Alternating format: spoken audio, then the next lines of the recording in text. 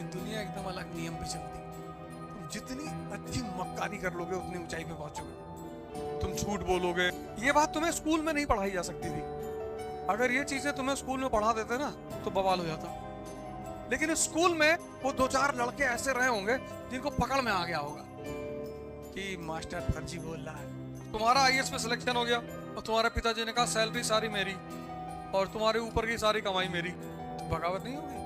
आदर्श वाला जवाब मत देना, एकदम होगी बगावत। अरे सैलरी ले रहे हो, ऊपर वाला तो रहने दो, कह रहे ना दोनों, और 5,000 रुपए ले लिया करो चाय गुटखा जो तुम लेते हो। बगावत मनुष्य का नैसर्गिक हक है। अगर जिसके अंदर बगावत नहीं है, गलत अगर कर रहा है कोई, कभी कभी ऐसा होता है कि तुमको लगता है गलत हो रहा है और तुम सिर्फ मुस्कुराते हो, अच्छा हो रहा है, मजा बहुत आ रहा है। तो अगर अभी के भारत को देखो तो देखो सब चुपचाप बैठे हैं और ये जो भी आज हो रहा है उसमें इस देश की जनता 200% जिम्मेदार है। इस देश के नेताओं की कोई गलती नहीं।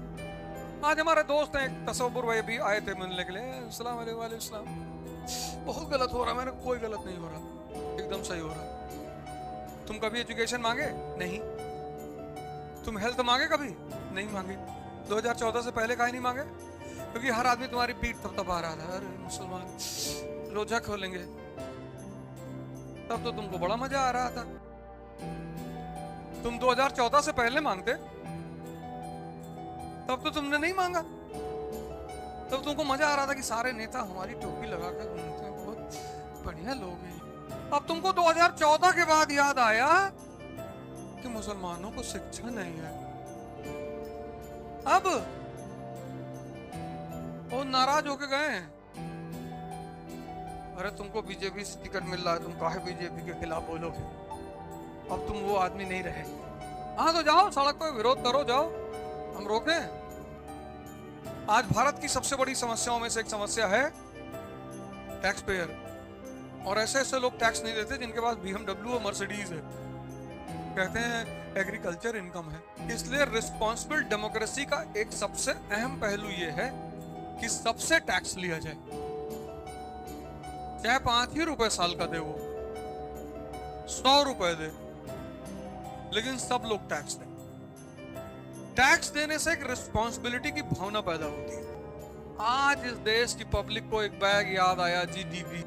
कितनी बढ़िया सरकार चल रही है, सब्जी वाले को पता चल रहा है कि GDP क्या है। इतनी अवेकनिंग आज तक कभी थी, इतनी जागरूकता कभी नहीं थी। ऐसे ही चलना है। मैं तो कहता हूं कि पता नहीं इसका वेट कर रहे हैं मोदी जी, संविधान और विधान सब भंग कर देना चाहिए। अब तो समय उनको क्राउन पहनने का, मोदी डायनेस्टी। कोई बात नहीं भाई, मोहम्मद गौरी के भी कोई संतान नहीं थी, उसके जो कमांडर्स थे वही उसके बच्चे थे। जिस दिन तुमको ये दिखाई पड़ने लगेगा कि धरती पश्चिम से पूरब नहीं, पूरब से पश्चिम नहीं, पश्चिम से पूरब घूमती है, बस उसी दिन तुम्हारी जिंदगी बदल जाएगी। काम करने वालों को जाके पैर धुल रहे हैं, औरतों का पैर छू रहे हैं, वो भी तो यही सब कौन नहीं करता है। अरविंद केजरीवाल पहुंच गया छत्तीसगढ़ में, MP में, कहे मामा को भूलो चाचा आ गया। पब्लिक जिस दिन समझदार हो जाएगी उस दिन मार के भगा देंगे इन लोग, भागो यहाँ से।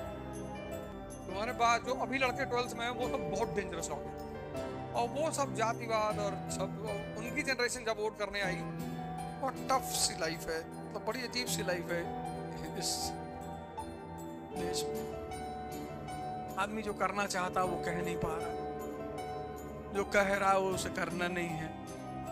क्या करना चाहते हो? जी पढ़ाई करना चाहता हूँ। क्या बनोगे? IAS भी नहीं, पर वो उसकी आंखों में दिखाई नहीं पड़ रहा है। मतलब 17 साल अगर किसी चीज में तुम लगा दो तो कितनी परफेक्शन पैदा हो जाएगी। ऐसे कैसे कोई चुनौती दे देगा यार? ऐसे कोई चुनौती दे देगा कि पूछो?